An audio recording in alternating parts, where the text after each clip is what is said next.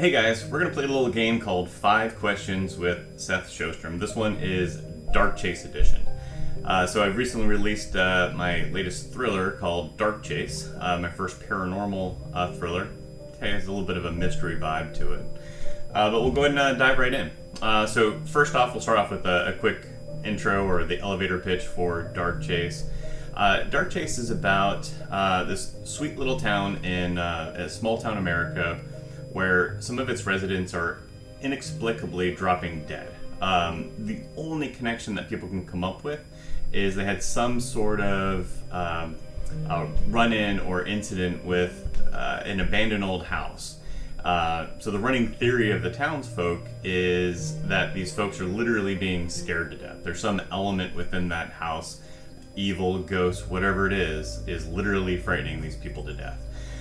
So the FBI is called in, and much to the chagrin of the lead agent, Devin Jeffers, that they're bringing in a paranormal team to assist with the investigation. He's not very happy about it. Professor Dr. Ryder Chase and his team of paranormal researchers join the FBI squad in this little town and dive into the mystery of the Helberg house that people think are causing these deaths. So the story goes, these two diverse groups have to find a way to work together, solve the mystery before, obviously, more people die. The rest of it's up to you. You got to read the book and go from there. So I'll dive into the first question.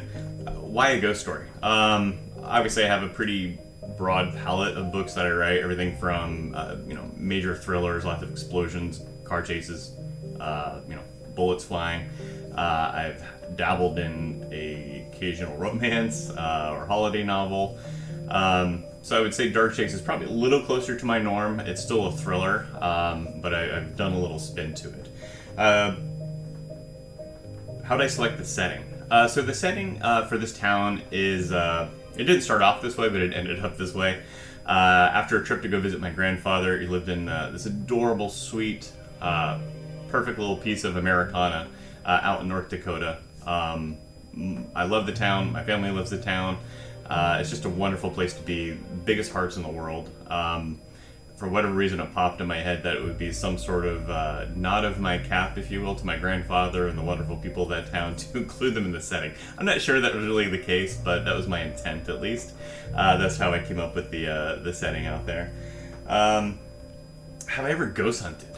I have. I've done it a few times. It's a lot of fun. Frankly, I'd like to do more. I actually started a non-fiction book about some of the hunts that I had been on.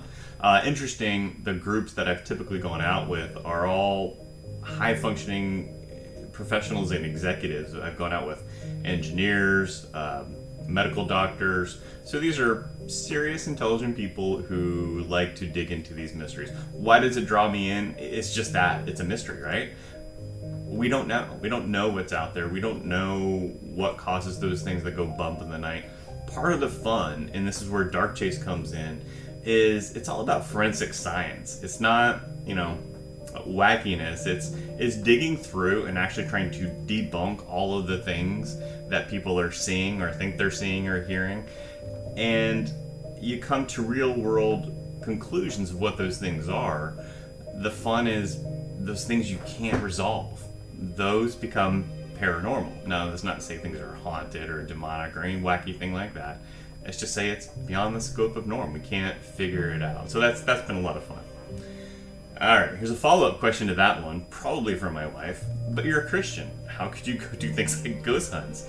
Great question. If you read through the Bible, there's tons of parts of spirituality and supernatural events that occur. So there's a question: is there room for God? Doesn't make mistakes, doesn't make errors, but can people make mistakes along the way on their path? Can they have a few things left undone prior to moving forward? And that's part of the fun of looking at ghost hunting. Is there somebody either still living or past that needs something? Can we help? That's why I love watching some of the ghost shows where they're genuinely empathetic. They want to help. They're helping the homeowners. They're helping even those potentially that have passed. Obviously, we don't know if this is the case or not, but the intent's there, and I kind of like that. Final question. A lot of writers follow me. So one of the questions is, how do I put together my trailers? There's a bunch of ways to do it. Obviously, you can hire folks to do it for you. I kind of am pretty hands-on with most of the aspects of what I do. So for me, when I started, I did some simple PowerPoints, mainly because I was trying to storyboard out, and PowerPoint makes it really easy to do that. These days, you can throw in music or whatever else, and you can turn it into a video. I've kind of grown out of that. I've graduated from that, and I use a combination of things. I use a company called Storyblocks, where you can string together bits of videos that they have created in kind of a pool of videos. You can add your own videos, you can add your stills, you can add music, and they make it really easy to package together.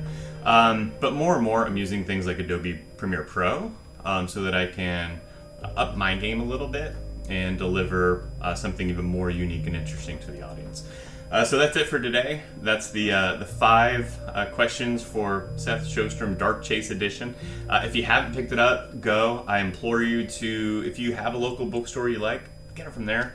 You can go to my website. You can go to bookshop.org, which actually connects to local bookshops, even though it's kind of an online type marketplace.